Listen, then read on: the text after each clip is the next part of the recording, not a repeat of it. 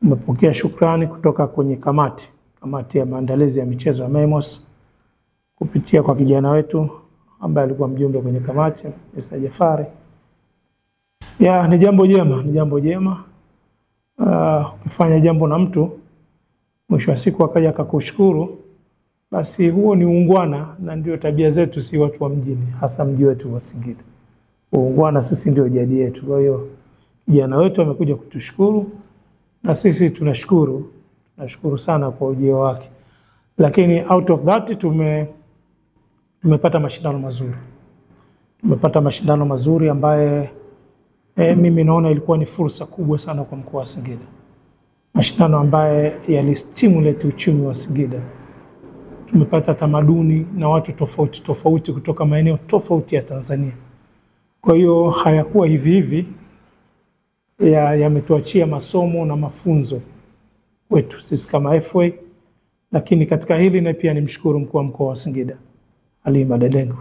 Amefanya kazi kubwa mwanamama huyu, na tunatarajia kwenda ofisini kwake kwenda kumshukuru na kuzungumza naye juu ya masuala ya maendeleo ya michezo kwa ujumla wake.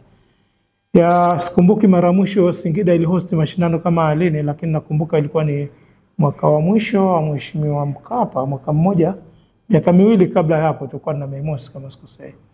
Tulikuwa na event kama hizi, lakini haikuwa na namba kubwa kama hii ambayo tulikuwa nayo hapo katika mashindano haya.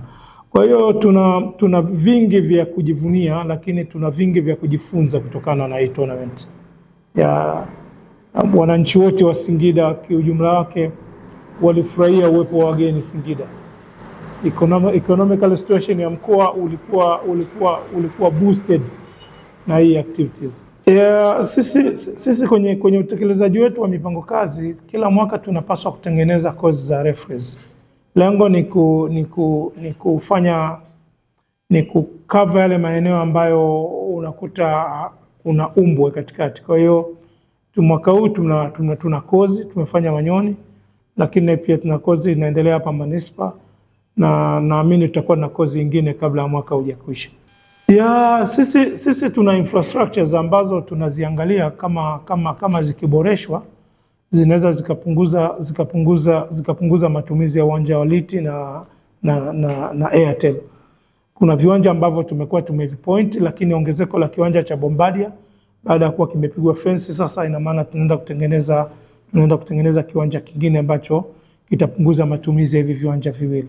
Lakini uwepo wa viwanja vingine kama viwanja cha Magereza na viwanja vingine ambavyo tutavipoint muda sio mrefu, tunaenda kuviangalia kwa jicho la ziada zaidi ili kuona vinatumika kwenye activities zingine za football kuliko kuvitegemea viwanja viwili peke yake.